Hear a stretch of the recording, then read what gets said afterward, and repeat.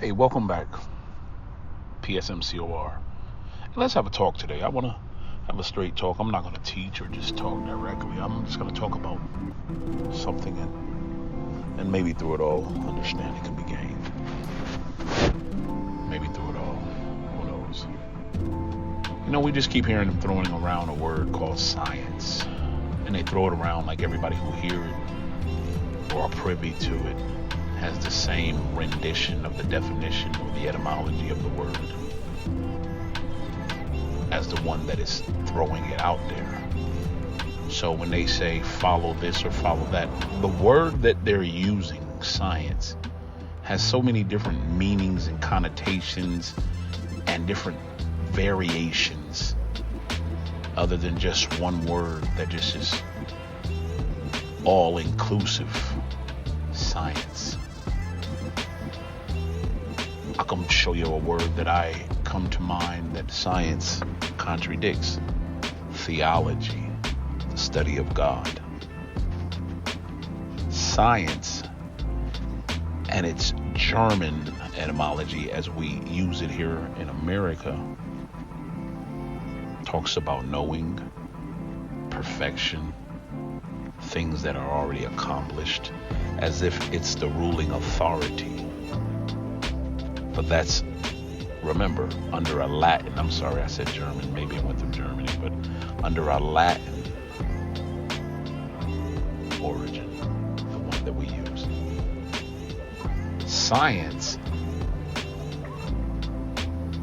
is someone saying from a point that they have already discovered.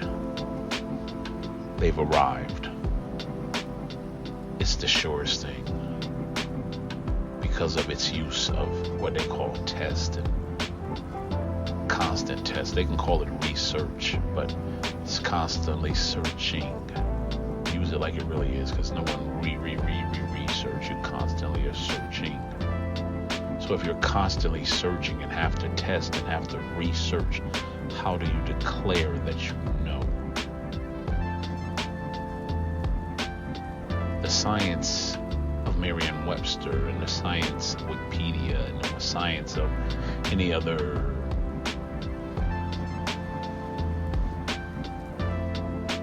thesaurus or dictionary or word book will always render that word science. And it's as if because you went through elementary and middle school and senior high, you went to this place and learned of the periodic calendar and metals and frogs and biology and things like that. You feel like you have a grasp because they put it in a book or they put it in your book and they gave you a definition for the word science. Well, I want to share something with you. I don't believe that the word that you know is the word that's being used. Science. When you look it up and you realize that it definitely is not describing a bunch of people that are actually in charge, because they don't know. They're constantly being baffled. Why? Because they do not realize that their knowing will always be contrary to the knowing of the God of the theology. God, supreme being, ultimate creator. And not from the aspect, just like we talk of science through the aspect of knowledge and understanding. We speak of God through spiritual knowledge and understanding. So it's a level playing field. I've heard people say, and even, believers, as they would say, that science validates the Bible or spirituality. Science is more supportive of. I want you to hear what you're saying. You're saying that the people that know, the ones that know and the ones that have put down in this world through their study again of habit, algorithms, tests, patterns, what they know is based upon watching the So how do they know? Because what they're watching could change at any time. Why? Because they didn't create them. So they only know what they see. So that would put them in the same place that you are. They just saw it first. But it does not put them in the place of the one that causes what they are studying and researching to take place. Because remember, their word based upon their definition would already put them in a place of enlightenment. You don't find enlightenment and then again find enlightenment. Either you're enlightened or you're not. Either you know or you don't. Let your yeas be yea and your nays be nay. The only thing else that will come upon there will be wickedness and everything else that's contrary to God. Because you're trying to fill a gap or void that we've just discussed in our last podcast is why. You're trying to answer why. When the one that created what you're studying don't want you to have the answer to why, because it's his why. And the further and further and further you seek after this why in these tests and everything else that you're doing for the sake of this science, in the end will be destructive.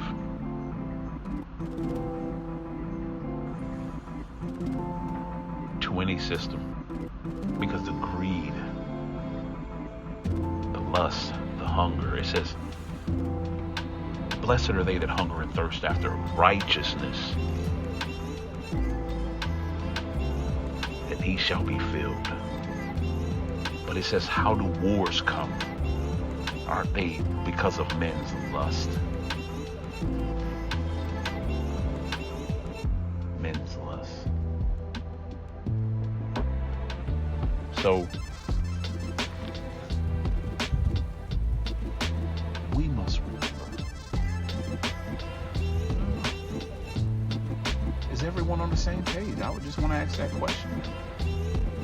Anybody could respond to it. Not taking away from the things that it applied in this world and how it's good to have people that know things. But they know things because of other things that were sacrificed or other things that participated unwillingly or willingly in a study that they were a part of. So they have to say, I know, but I have to give respect and honor to the one that, or those who have sacrificed so I could know. So I'm thankful for the creations, or let me say the making of, the assembling of things in this world that we enjoy the pleasure of, that protects us, things like shelter, automobiles. I'm thankful for the things that we do to maintain day to day that are within God's principles, and God forgive us for the things that are without his principles. But the things that we know are in part, and we can't let the things that we don't know separate us, because in doing so, we will never know. You say, what is there to know? Know who you are. Know who you are through in-depth self-analyzation. Through allowing yourself to smile, allowing yourself to see the beauty of the day in the midst of a storm. Allowing that inner person to breathe the breath of life. That's how. You don't have to know the answers to why is this color green and the birds fly and no. All you have to know from the inside is that you are perfectly made, that you're beautiful, that God created you for whatever it is in life that he ordained you for.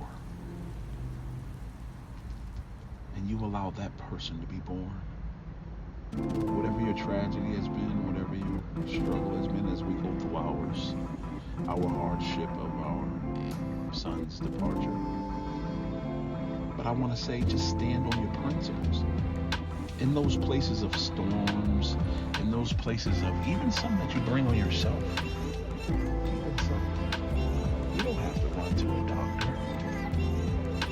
You don't have to run to someone who's going to go into a lab and put something together.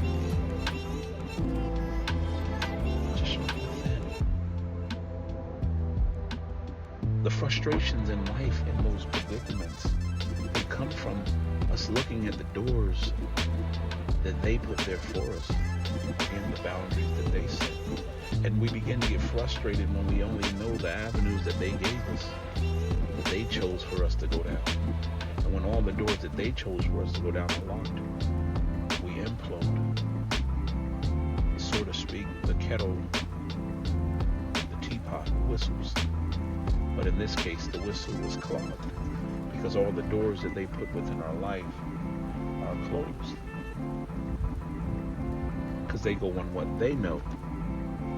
And some of the doors that they've put in our lives, years ago, they may have been okay to utilize because that's what they knew. But what they forgot to tell you was those doors no longer work. Or for some reason in life, you no longer have access to those doors, so to speak, to find the relief of your frustration on the inside. But I want to tell you one who said that with every trial and every test, he would make a way of escape. He will make a way of escape. Why? Because all the doors are closed. So if you find yourself in a storm, speak to that one on the inside and say, Lord, find a way. Lord, make me a way out.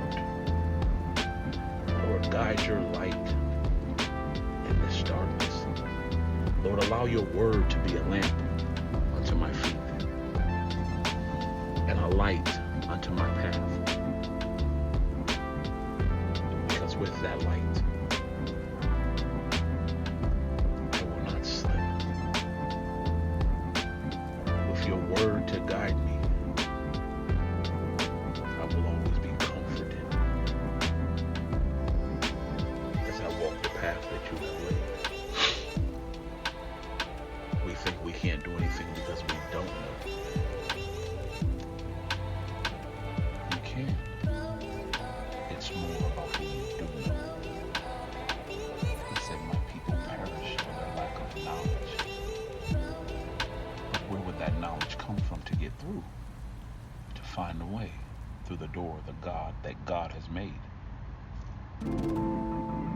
It's through the knowledge of God and his principles. And should I say that the knowledge of God and his principles come in any type of communication that there's ever been. It didn't have to be English. It didn't have to be in a certain language, Spanish. However you communicate with God and with God. God's made that available for you. So when you don't know, learn of him. Don't go learn about no new medicines and no new doctors and no new pharmacies. Learn of him. And watch your spiritual man start to grow. And watch your body begin to do things that you didn't know it was capable of. Your mind will begin to clear. Your body will begin to heal. Do not lock what I'm telling you in the guise of religion. Once, and I'm giving another example, once a bird, we'll use an eagle, once a bird or an eagle is ready to get out of the nest, the baby, the eaglet, is forced out of the net. It's forced to engage this new world.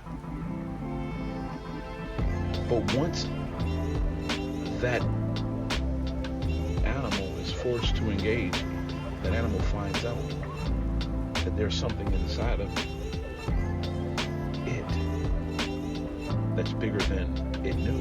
It can fly. And it can only fly when it initiates all that it has inside in a precarious place, falling. So if you find yourself in a storm right now, look inward. Ask of God inside you and trust based upon the filter of the principles of God that you already know in your life. If the answer that comes to you is from God. Science say they know, yet more people are dying than ever. More of this world is in turmoil. We've got